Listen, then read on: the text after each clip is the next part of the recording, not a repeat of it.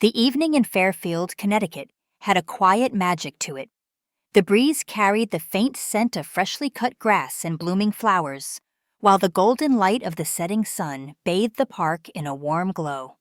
Families huddled on benches, laughing and sharing stories. Children chased soccer balls, their laughter ringing through the air. Teenagers lingered by the field, some lost in their phones, others chatting in small groups. It was an evening meant for peace, a small slice of suburban serenity. 16-year-old Daniel sat alone beneath the old oak tree at the edge of the park, his posture composed, his gaze fixed on the worn paperback in his hands. His sharp black suit and polished shoes stood out against the casual scene around him. The suit wasn't for show. His mother insisted on it for important occasions, and Daniel took his promises seriously. Tonight, his promise was to wait for his little brother, Noah, who was finishing soccer practice. He flipped another page, momentarily immersed in the words. But then, the low growl of motorcycles broke through the evening calm. At first, Daniel didn't look up. Bikes weren't uncommon in Fairfield, usually just another group passing through. But this sound didn't fade. Instead, it grew louder, closer, until it stopped altogether. He glanced up. 5 bikers rolled into the park, parking their motorcycles near the soccer field. They were a stark contrast to the families and children, a disruption, like a dark cloud in a clear sky. Their leather jackets gleamed under the dimming sun, and their boots crunched loudly against the gravel.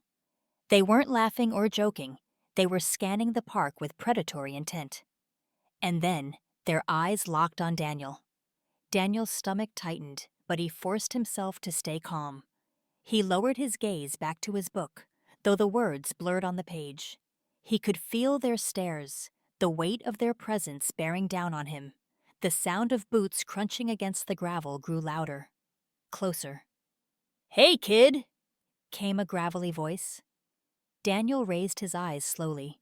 The leader stood in front of him, a broad man with a shaved head, his grin sharp and unsettling.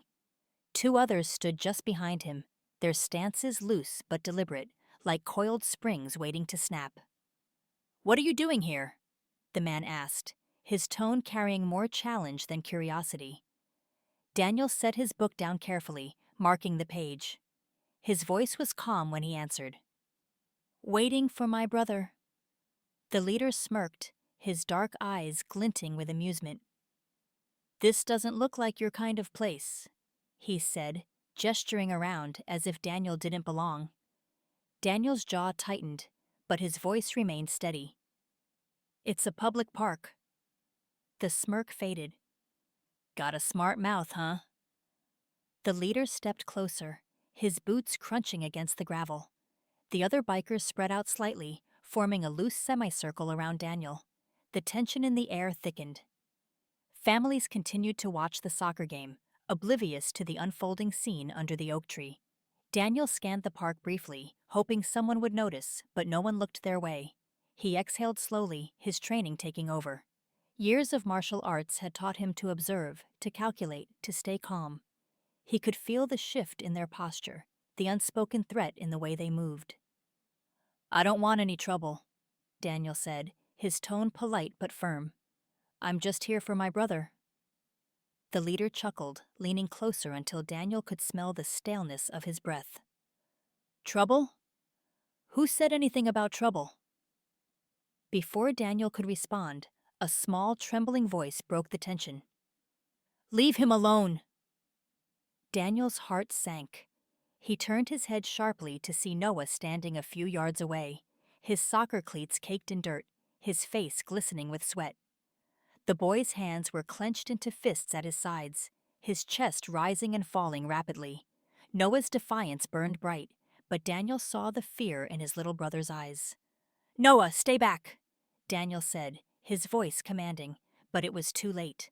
The bikers turned toward Noah, their predatory grins widening. "This your brother?" one sneered, pointing a gloved finger at the boy. "Maybe we should teach you both a lesson." Daniel's heart pounded, not with fear, but with a cold, calculated resolve. Slowly he rose to his feet, his movements deliberate, his expression unreadable. His hands hung loosely at his sides, but his body shifted into the familiar stance he'd practiced countless times. "Don't touch him," Daniel said, his voice low but unyielding. The leader laughed, shaking his head. "Look at this guy. Thinks he's tough." The first move came suddenly, a shove aimed at Daniel's shoulder. But Daniel had already anticipated it. He stepped aside, his hand shooting out to redirect the biker's arm with practiced precision. The man stumbled, caught off guard, but Daniel didn't stop there. In one fluid motion, he twisted the man's wrist, forcing him back with a grunt of pain. The other bikers moved in. One swung a fist, but Daniel ducked easily, his movements smooth and deliberate. His counterstrike was quick, a sharp kick to the man's knee that sent him crumpling to the ground. The next attacker hesitated, just long enough for Daniel to pivot and deliver a spinning kick to his ribs. The force sent the man staggering back, clutching his side.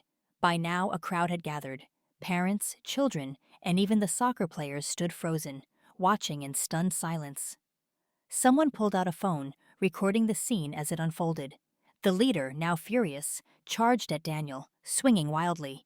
But Daniel didn't meet brute force with brute force. He dodged each swing, his movements calculated and precise.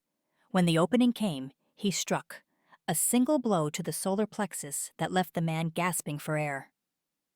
"Enough," Daniel said, his voice ringing out across the park.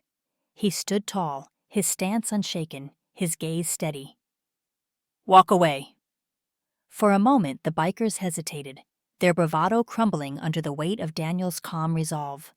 The leader finally spat a curse, waving for his crew to follow. As they limped back to their bikes, he pointed a finger at Daniel. "This ain't over, kid," he snarled before roaring off into the night. The park erupted into applause, but Daniel barely noticed. He turned to Noah, who was staring at him with wide eyes. "Are you okay?" Noah asked, his voice trembling. Daniel knelt, placing a hand on his brother's shoulder. "I'm fine," he said softly. "Let's go home." That night, as Daniel lay in bed, the leader's parting words echoed in his mind. "This ain't over." But Daniel wasn't afraid. He'd learned long ago that fear only had power if you let it. Instead, he felt a quiet resolve. Strength wasn't about fighting. It was about standing firm, protecting what mattered, and refusing to be broken. Whatever came next, Daniel knew he was ready.